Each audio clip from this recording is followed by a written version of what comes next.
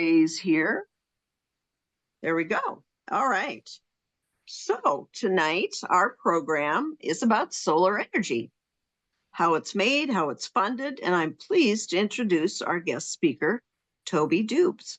Toby, 63, has nearly 45 years in the facilities and energy industries.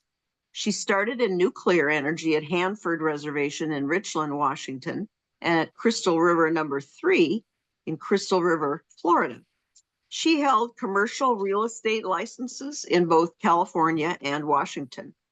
She worked for United Builders Commercial Construction and was a facilities analyst overseeing state facilities for the Governor's Office of Financial Management in Olympia. Her renewable energy consulting business, Future Earth Productions, founded in 1992, was contracted by South Sound Solar as their commercial liaison from 2013 to 2019, where she wrote, was awarded, and executed numerous solar energy grants from the USDA, Puget Sound Energy, and the Department of Commerce. Her customers include Batdorf and Bronson, Impressions Dentistry, Olympia Library, Old School Pizzeria, Riverbend Ranch, Eros Bordeaux Ranch, and more. In May of 2024, South Sound Solar's owner, Kirk Hafner, asked her to come out of her 2019 retirement to return to South Sound Solar as their part-time community energy specialist. She is currently in the USDA and PSE grant rounds, where she submitted grant applications for Great Peninsula Conservancy, Bremerton, Habitat for Humanity's new headquarters downtown Olympia, and Riverbend Ranch's ground mount expansion. Welcome, Toby. Thank you. Good evening, everyone. Good evening.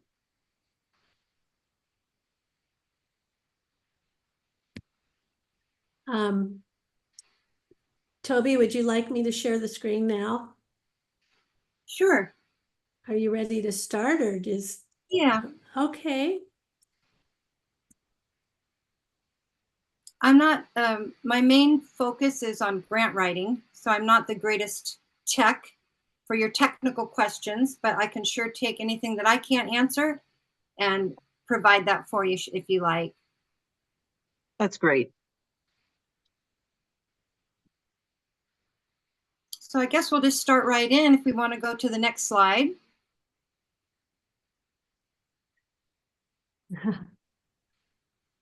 It's not moving. Marianne's is steering for me tonight. There it goes.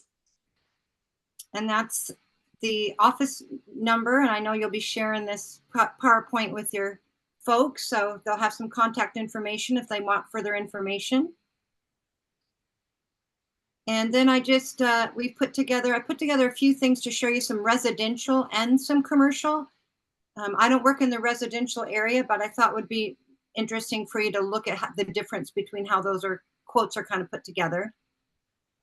And South Sound was started in 2017 by Kirk Hafner, our owner, who one of the reasons he called me out was, unfortunately, we did lose him in July.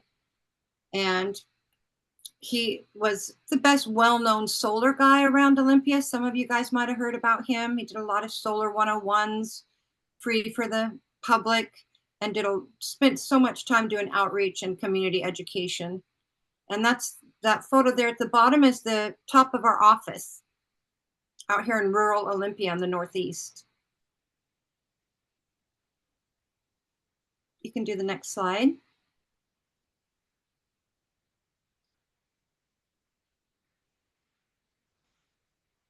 And this is just a kind of a general how solar works for your house. So the solar panels actually generate a DC current. And in that installation and included is an inverter that we install that will transfer that DC to AC to be able to use it in your home. Whatever you don't use is then put back into the grid for everyone else to share. It reduces your electric bill. And that's one reason a lot of people do call it community solar, even if it's just on your roof, because you are generating electricity for other people. Whatever you don't use goes right back into the grid. And next slide.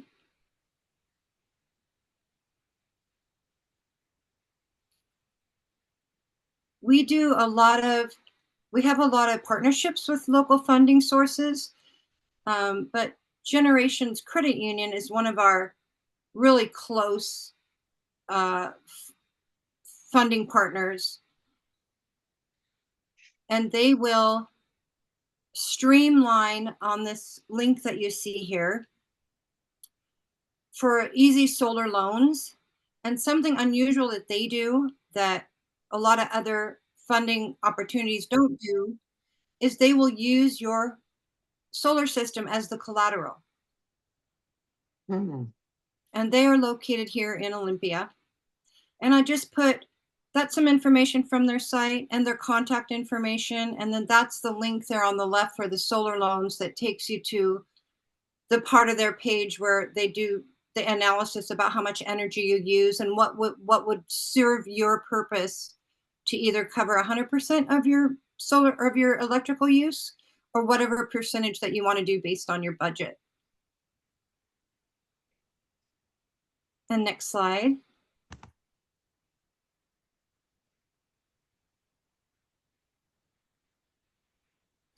And this was just a great example of a residential solar installation that was funded by Generations Credit Union. And this, of course, the roof installs are pretty much a lot of what we do mostly, but we also do ground mounted systems.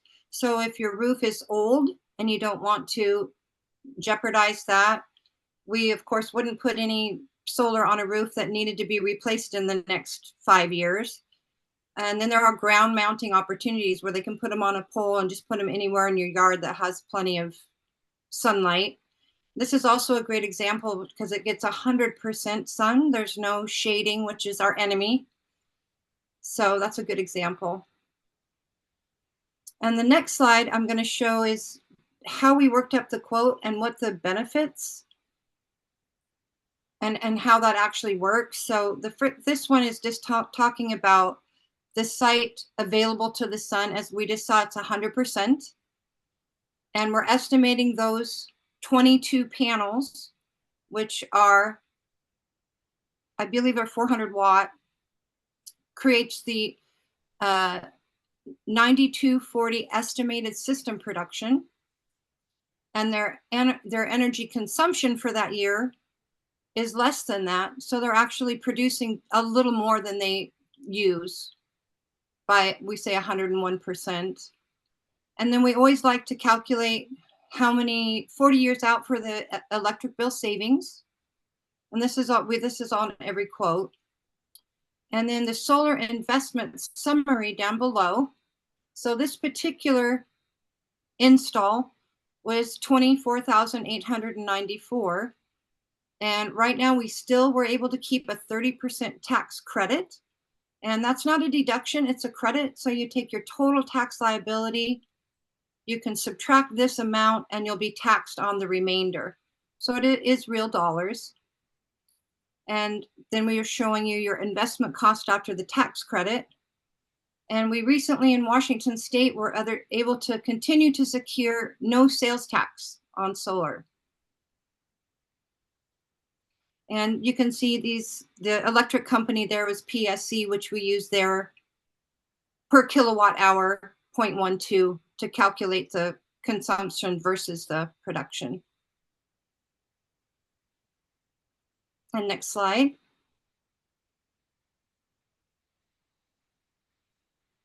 And this is the part of our quote where we put all the system specifications. So yes, you can see that was a 420 watt solar module and it's grid tied. There's also the opportunity for some people who want to go off grid. Grid tied is what these guys were doing. And these solar modules were from Silfab, which are made up here in Minnesota. Or I'm sorry, they have a plant in Minnesota, but they're up in Bellingham.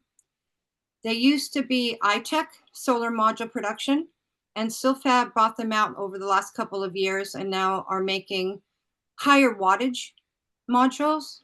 In commercial, we're using right now 520s that are also bifacial. So the reflection from a white roof on a commercial building increases the solar production. And that's a very new product, just came out in July.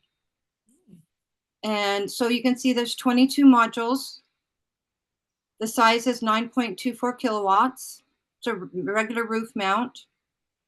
And we used an AP system inverter, which has microinverters. So that is a solar inverter quantity of 11. And then we have the warranties on all of this equipment are pretty extensive. 30 to 25 years for the module and the product warranty. The inverters are warranted for 25 years of that particular product. And we have at South Sound Solar a 10-year workmanship warranty. For anything that needs to be replaced, we won't charge labor. And then what you guys will probably like is this 25 years of the positive environmental impact. So this system is equal to planting 4,973 acres of trees. You've saved 179,917 pounds of coal burned, and 3,868 metric tons of CO2 emissions have been saved. I know that that's part of your vision is environmental. And so I made sure that they put that on this quote. Okay, next slide.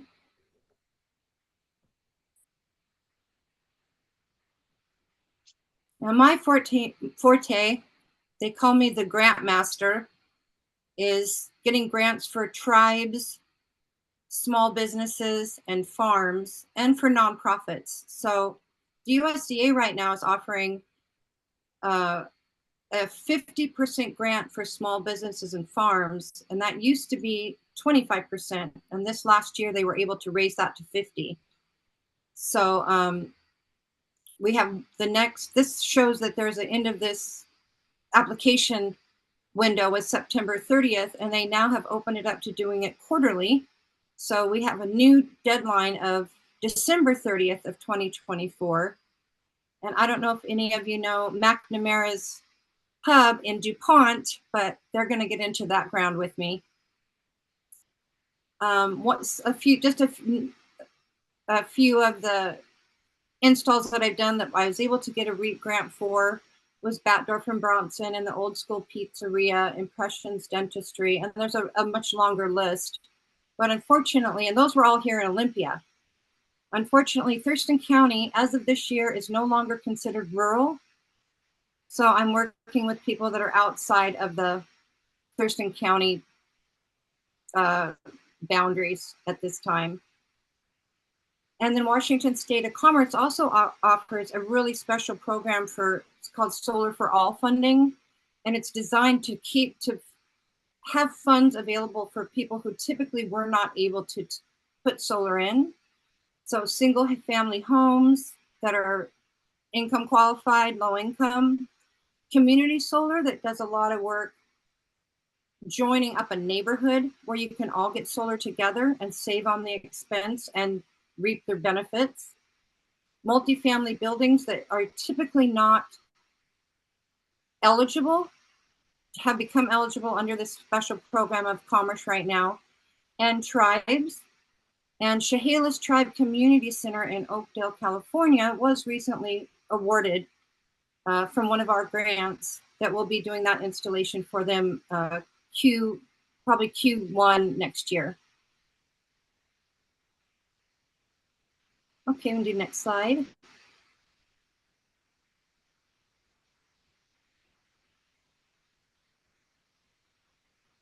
And PSC offers a really great grant program because they extended their limit to $100,000 this year, and it has been $50,000.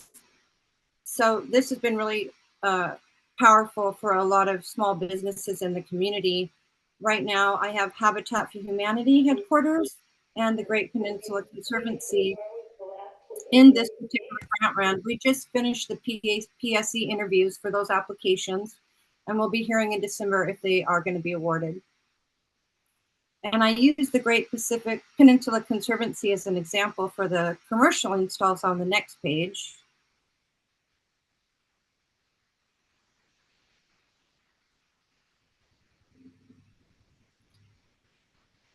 And they are a land conservancy organization, and they just happen to have a really nice site for a learning environment.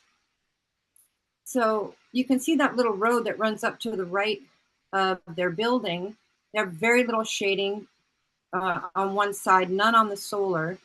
And you'll be able to, for educational purposes, they'll be able to take teams of kids or other energy organizations up that little road, and they're going to be able to see it, which on commercial buildings, a lot of times you're not going to be able to see anything. They're up on the roof, so nobody really can, it's not really a great learning opportunity. But for these guys, if they are awarded this grant, they are going to use that to take people up on that side and be able to use it as a learning opportunity. Another great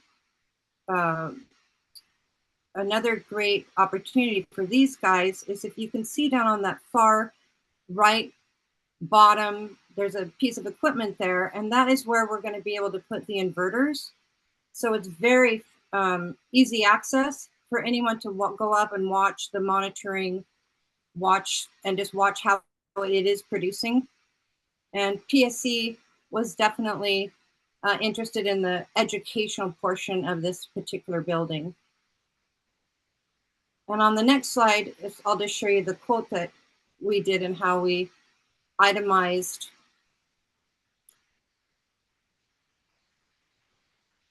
all of their option. So the system production is going to be 18,720 kilowatt hours. They used 19,000, which was a good estimate for a brand new building they just moved into. So they're going to have 99% of their energy use covered by the solar, which is another big criteria for grants. The more that you're going to have covered of your consumption, the higher scoring that you'll get. And again, this is a $67,290 install. They now have available the tax credit even for nonprofits, and they don't have to wait till the end of the year. Once it's installed, they can apply to the ITC for their federal tax credit just as a one lump sum. And then we have, of course, the cost after their tax credit, meaning that after the grant percentage, if they have asked for that full amount, their net potential cost is going to be zero. And that was another thing that PSC really liked about this particular proposal. I just kind of wanted to give an overview of the kind of quotes that we do, who's funding it, who you can go to for money to be able to install your solar. And I can see if anybody has any questions.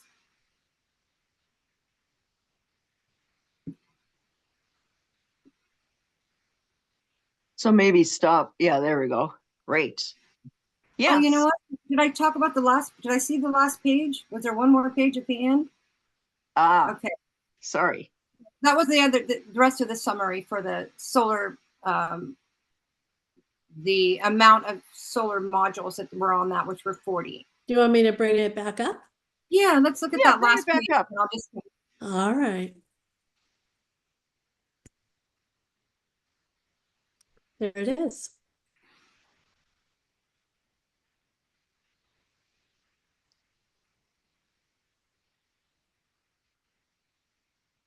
Okay, so on this particular installation is 520 watt SILFAB modules. We are proposing to put 40 modules on that roof for a 20.8 kilowatt array, and it's its standard roof mount. And we were able to put 2 Tesla 7.6 inverters on this in order to, we planned for expansion. So if they get other grants, we're able to go ahead and work with them on expanding that array in the future. Again, these are the warranties periods that are 30 for the modules, 25 for the warranty for the product, and then 10 to 25 years for these particular Tesla inverters. And then South Sound Solar does offer a 10-year workmanship warranty.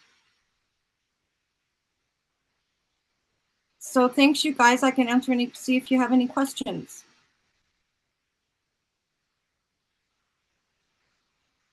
So that house that you showed us, I think it was the first slide where you showed us, and it had, let's see, 22 modules, I think. Do you remember the size of the house, like how many square feet? Yeah, I don't know the size of the square foot of the house. No, I don't. I just wondered if 20 modules is kind of typical, or you know, like for a house. I don't know if you, yeah. Well, let's look back at that consumption page on the quote, and it's based on whatever the consumption is that the house is going to use. Oh, And okay. so it's not really about the square footage. It's more about what your energy usage is. I see. And they were trying to net zero. Gotcha. Marie? I want to know about batteries. So it looked like none of those. I'm sorry, I missed the first part because my computer crashed. But what about batteries? None of those folks seem to have been doing batteries. What are you seeing out there on that? We are seeing that people are getting more interested in storage. I don't do a whole lot of those, but PSE is about to offer a battery backup program that's going to help residential installations. That program is probably going to be coming out in the next 2 months, and they're going to have some. They're going to help pay for those batteries to private homeowners. We do off-grid, not very much, but we do off-grid also. So I have a question. So you're talking about PSE, which is kind of, it's our power company here, and so some of these people are not on PSE, but isn't this also part of the Inflation Reduction Act? And aren't a lot of solar companies doing this, and power companies, correct? Yeah, it is part of the Inflation Act. And I don't know what other companies are doing as far as as funding the battery backup. Just the PSE I know is doing that. Right.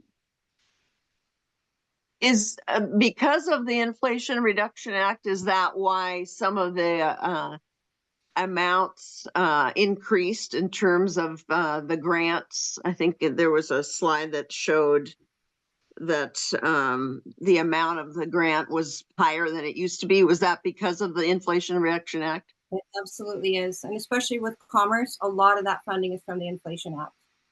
That's great. I think there's not enough press about that, but it's a big deal, really. Yes. So how long is that funding still? How long is the Inflation Reduction Act continuing with that funding? And I know in Washington State, they're adding their own on top of it. We have our own incentives.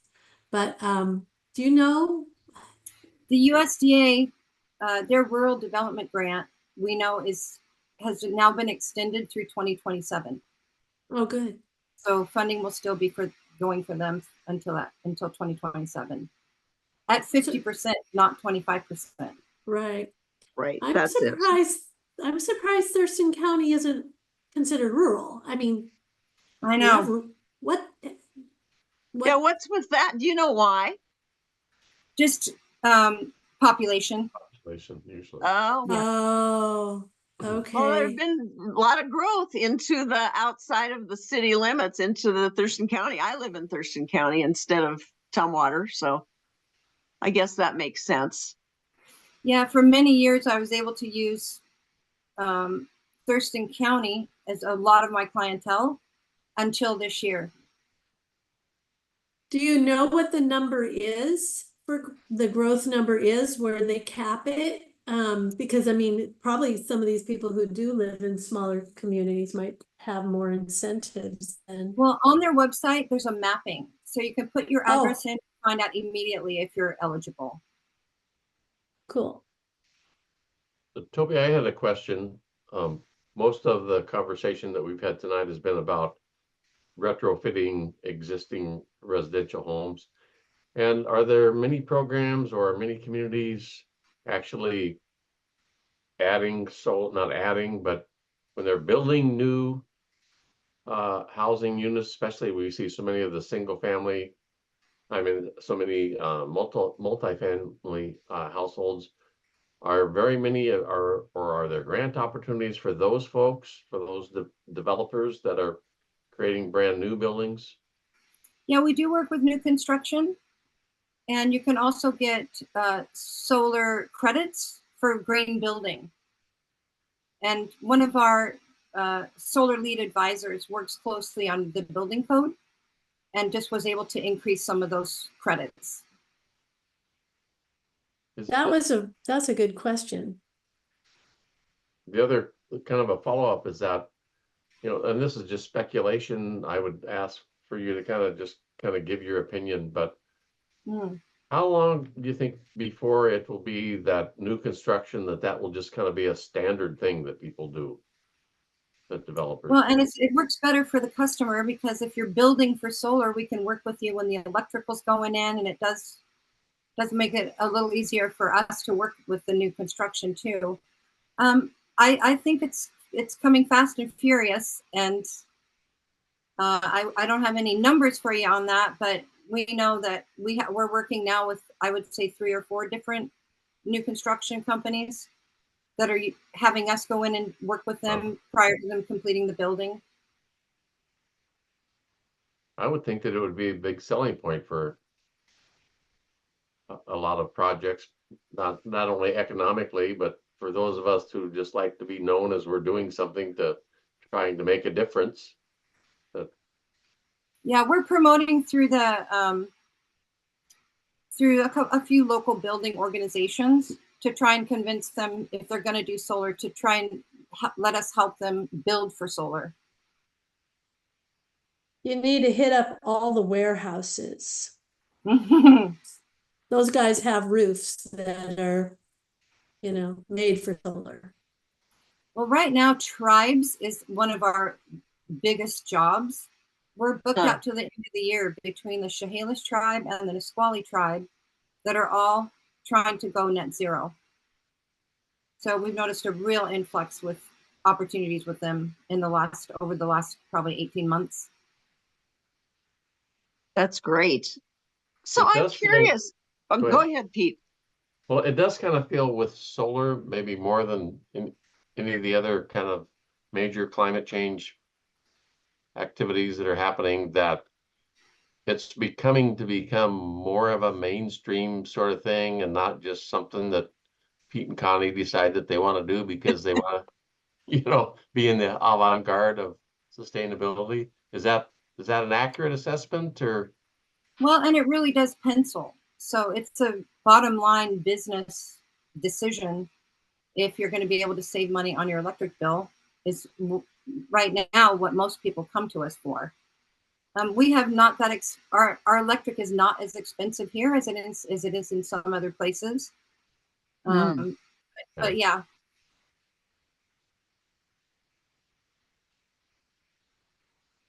So I'm curious, those of you that live in Oregon, let's see, we've got Oregon, Idaho, I'm not sure where Trig is from, but anyway, is there a lot of solar in the communities where you guys live? So that we're talking beyond Washington. So where I live in Corvallis, it's, you know, we have a big sustainability coalition, and so it's very politically correct, and there's probably a lot more, you know, incentive for it, and I think the payback doesn't have to be quite as much as it might in, you know, like in Albany, you know, the closest city to us. It's gonna have to make economic sense for those folks.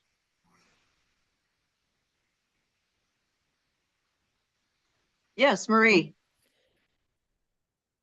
Definitely solar is, you know, continuing to grow in the Eugene Springfield area where I live. It's interesting because I hear businesses who advertise on the radio that they have a solar system, and they're just saying that they're trying to be, you know, environmentally responsible by producing some of their own power. And I like that they're using that as a say, hey, bring your business to us. You know, I don't see a lot of new things going in, but when you talk to solar companies, they're really busy, the local ones. We have our solar system we put in over 20 years ago, and it's on our list of things to do to have someone come out and look at it and see, you know, the things we could do to upgrade it or make it more efficient. And you kind of end up on a waiting list because they're pretty busy. So That's great. oh yeah. Commercial's keeping us the busiest right now. And that may So be can the I- same here. Can I ask, so how are you doing on,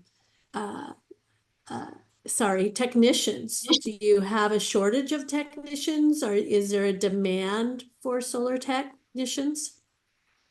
Yeah, there's a very big demand for solar techs right now. We are fortunate enough to have a crew that's been with us for about 10 years. And so a lot of those who were just installer techs are studying and taking electrical tests to get their electrical licenses for O1 for commercial and for O2 for residential. So we've been able to keep our guys with us because of that. Good. So Toby, a lot of the people on the call know that I do a lot of work with Ukraine. And this last summer when I was there, I met a guy who, his company, they had privatized this pretty old hydro facility right in the town. I think the Germans first introduced it, you know, like in the 40s and 50s. So really interesting guy, but he said the biggest thing that they're now faced with, and maybe it's a lot of it is because of the war, but is community storage of the energy that they generate. So you hear a lot of talk about people with batteries and stuff at home, but creating large, huge batteries that will store for an entire community for a certain period of time. I just wondered if you've heard of that, or if that's anything in the US that's being talked about, or Storage is a big issue, yeah. Are your people in the Ukraine, are those coming from outside of the country to come in? Or no, are you utilizing... these are I'm talking about literally in Ukraine. We have a sister city in Ukraine, and you know, the Russians have been attacking the power grid on a regular basis, and so frequently they're running out of power.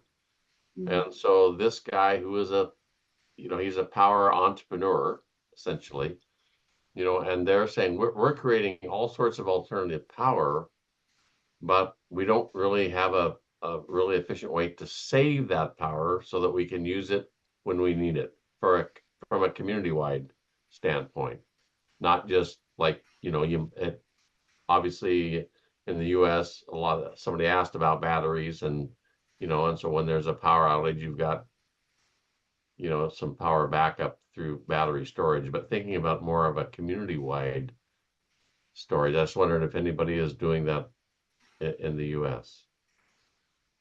Well, maybe he had the answer. Go ahead, Michael.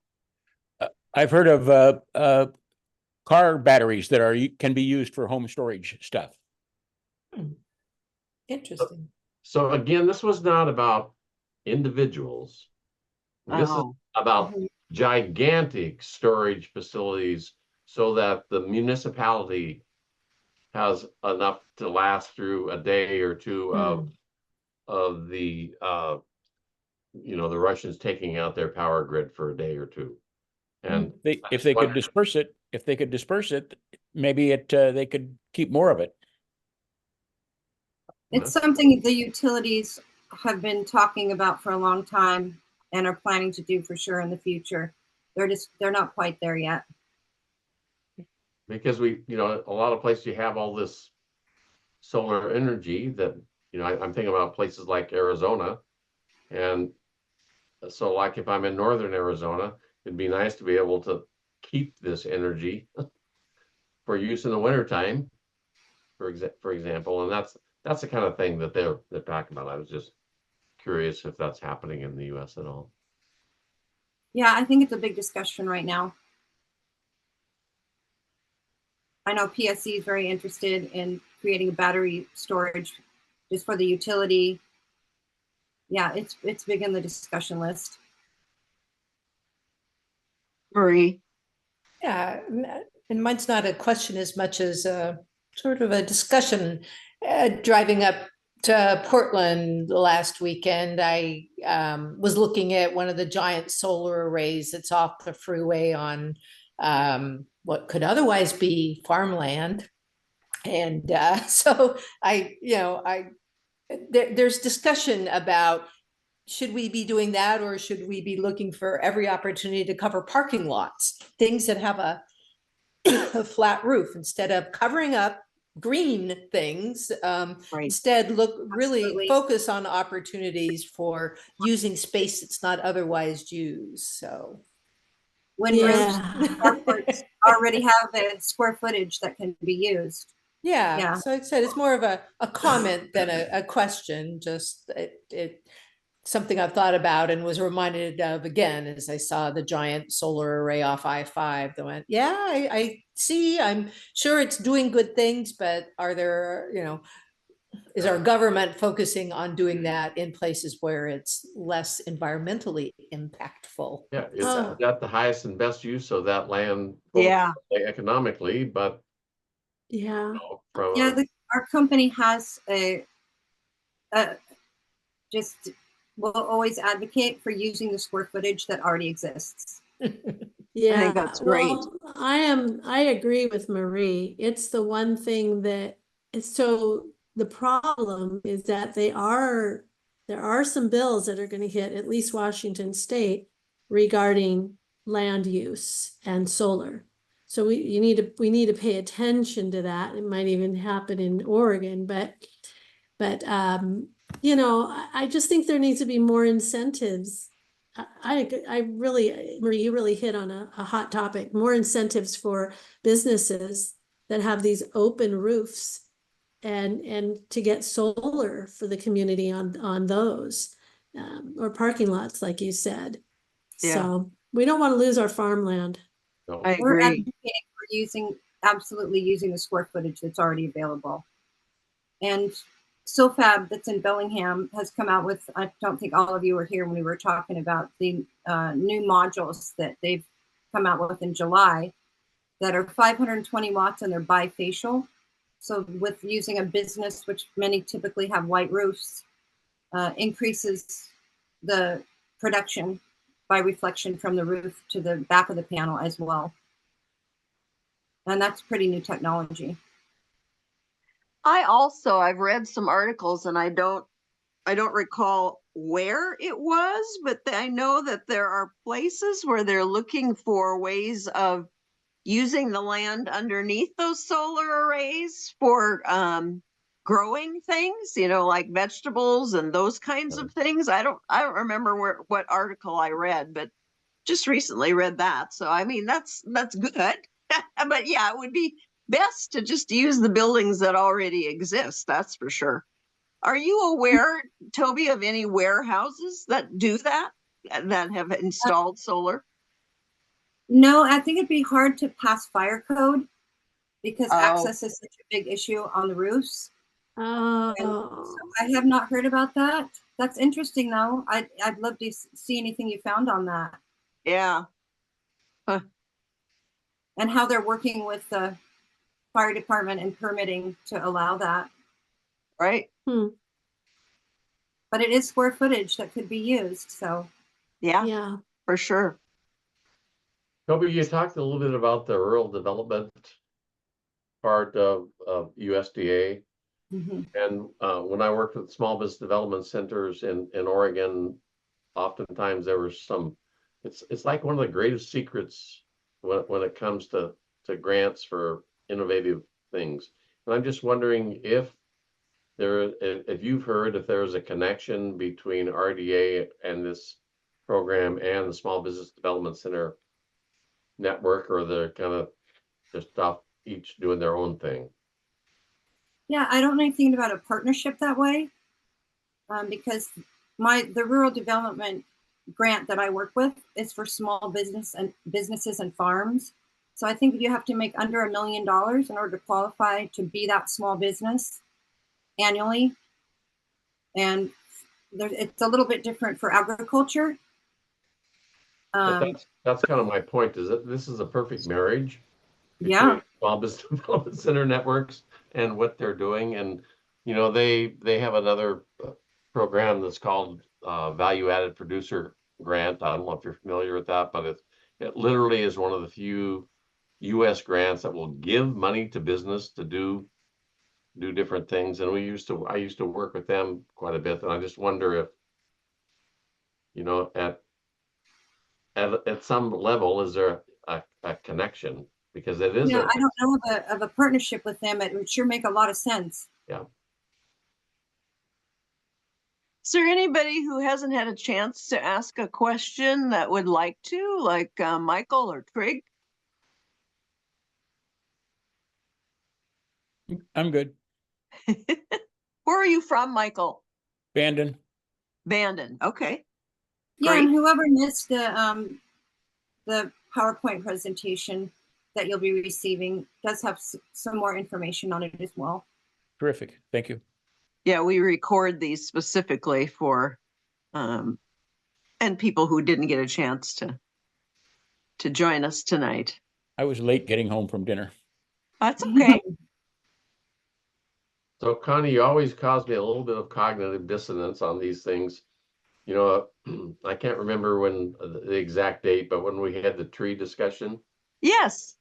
and I felt all this guilt because we had cut down, like, because of safety issues, 3 like 60-year-old gigantic, wonderful trees, feeling awful about it. And we'd done all the things to see, can you save this tree?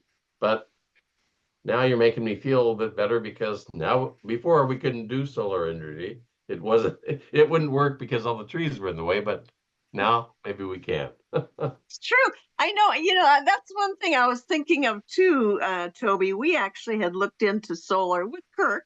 I don't know, probably 7 or 8 years ago. And at that point, we would have had to cut down trees, and I was not willing to do that. It was painful. I don't know if the requirements have lessened or if it's still that way. It's pretty much the main killer of our solar feasibility studies. Yeah. But We live in the forest. But there's benefits to the forest and there's benefits to the trees. And like Toby said, the people who have solar give back. That's why it's called community solar. That's that true. energy is given back to the grid, right? Yeah. Yeah. So encourage your neighbors that don't have the trees blocking their roofs. That's true. But keep your trees. I know. And It's the offset portion of those quote examples is probably one of the favorite parts of especially sustainability advocates, is just offsetting the coal used and how many trees you would have planted. And yeah, those are nice statistics, that's for sure. So you said something about, you like to have the roof be in really good shape, and that makes sense. I was thinking, so if you have solar on your roof and you did end up having to replace the roof, can you do that? Do you work around the things? we do it fairly frequently, usually on installs that we don't do, because we won't put it on and have to remove it within the next 20, 25 years. Yeah, that's great. We do remove and reinstall. So we'll take the whole system off. They'll redo the roof and we can put it back on. I see. That's okay. So would you typically then like require a roofing inspection? Yeah. That seems like that would make sense to do that, but. Oh, to do the quotes? Not so much. Well, not for the quotes, but you know, it seems like that would just be good consumer. Oh yeah, not for our quotes. I'm saying we can pretty much look at it and see whether or not, or also many times we just get that information up front from the owner, and they'll tell us when it was last replaced, and that's a really important information for us, of course. That makes sense. All right. Well, I think I will go ahead and stop recording and